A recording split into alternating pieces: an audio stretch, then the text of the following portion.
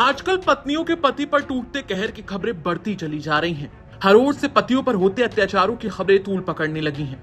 इसी से जुड़ा एक मामला उत्तर प्रदेश के बाराबंकी से सामने आया, जहां एक पत्नी ने ऐसा कांड किया कि उसे जानकर पुलिस के भी होश उड़ गए और राज भी खुला तो एकदम फिल्मी अंदाज में। चले बताते हैं आपको पूरा मामला विस्तार से।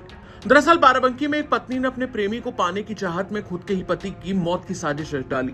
सूत्रों के मुताबिक मृतक हनुमंत लाल की पत्नी पूजा गौतम का अपने ही भतीजे के साथ अवैध संबंध था और प्रेमी सेश के चलते पूजा ने हैवानियत की सारी हदें पार कर दी।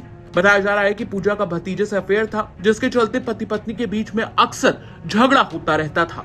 ऐसे में पूजा ने पति हनुमंत लाल को रास्ते से हटाने के लिए खौफनाक साजिश रचते हुए लखनऊ में रहने वाले एक ई रिक्शा चालक कमलेश से मुलाकात की और उसे पति की हत्या के लिए पूरे 1 लाख रुपए की सुपारी दे डाली। पूजा प्लान के मुताबिक पति के साथ बकायदा देवा मेला घूमने गई, लेकिन वो मेला हनुमंत की जिंदगी का आखिरी मेला बन गया, क्योंकि लौटते हुए हनुमंत की बॉडी देवा लखनऊ रोड पर मिली। पति की मौत को पत्नी ने सड़क हादसा बताकर पुलिस को बरगलाने की पूरी कोशिश की और तो और पति की लाश के पास बैठकर पूजा जार जार आंसू भी बहाती रही, लेकिन पूजा के 8 साल के बेटे ने उसके झूठ का पर्दाफाश कर दिया, जिसके बाद पुलिस ने कड़ाई से पूछताछ की। पूछताछ में जो सच्चाई सामने आई उसने पुलिस को भी हैरान कर दिया।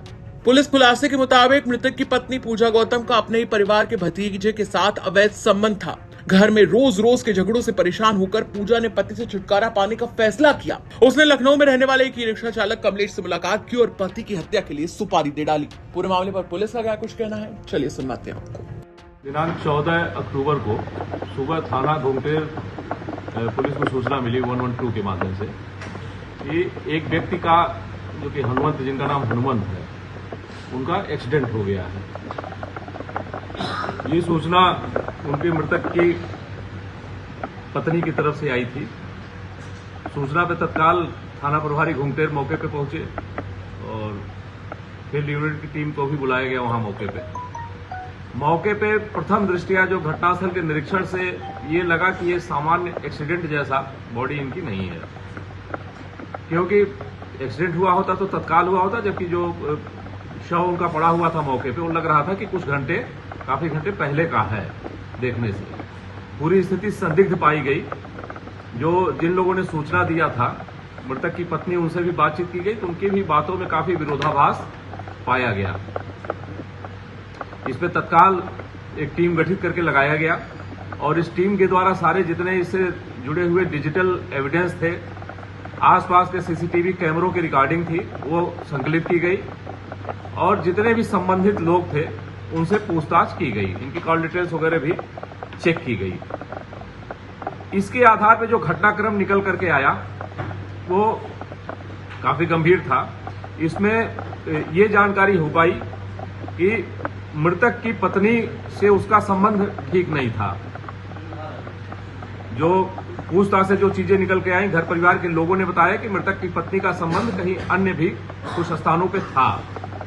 इस बात को लेकर के मृतक और उनकी पत्नी के मध्य हमेशा विवाद होता रहता था और इसी के बाद इनकी पत्नी के द्वारा इनको अपने रास्ते से हटाने की, इनकी हत्या करने की योजना बनाई गई। इस क्रम में इनका एक संबंध कमलेश नाम के ई रिक्शा चालक से हुआ, जो कि मूल रूप से फतेहपुर का रहने वाला था, थाना फतेहपुर क्षेत्र का, लेकिन लखनऊ में अफरान चौकी के पास वो रह रहा था। ई रिक्शा उसके पास था और ई रिक्शा ड्राइवर था। इससे विगत कुछ दिनों से इनका संबंध हुआ था और इन दोनों लोगों ने मिल करके इसके मृतक को, जो कि इनका पति था, उसको रास्ते से हटाने की योजना बनाई। कल ये लोग लखनऊ गए हुए थे और लखनऊ से वापस देवा होते हुए लौट रहे थे। रास्ते में देवा के पास इसने कहा कि मुझे मोटरसाइकिल से आना था इनको, लेकिन बताई कि मुझे ठंडी लग रही है और मैं ऑटो रिक्शा वहां पे था, ई रिक्शा था, ई रिक्शा से जाने के लिए बताया। और जो अभियुक्त कमलेश है, कमलेश का ई रिक्शा एग्जैक्ट उसी पॉइंट पे लगा था जहां पे इसने बाइक रोकी और ये जाकर के अभियुक्ता उसी ई रिक्शा में बैठ गई कमलेश के। वहां से ये उसके ई रिक्शा से चल करके अपने गांव के समीप तक पहुंचे। गांव के पहले का जो एरिया था, मुख्य मार्ग से कट करके इनके गांव पे जो सड़क जाती थी, जो मृतक की पत्नी थी वो ई रिक्शा पे अपने बच्चों के साथ थी और मृतक अपनी मोटरसाइकिल से जा रहे थे। रास्ते में उनको रोक करके वहां पे इन लोगों ने एक राड से उनके सिर पे प्रहार किया, अभियुक्त कमलेश ने और मृतक की पत्नी के द्वारा। उनके सिर पे प्रहार किया गया, जिससे वहीं पे वो गिर गए।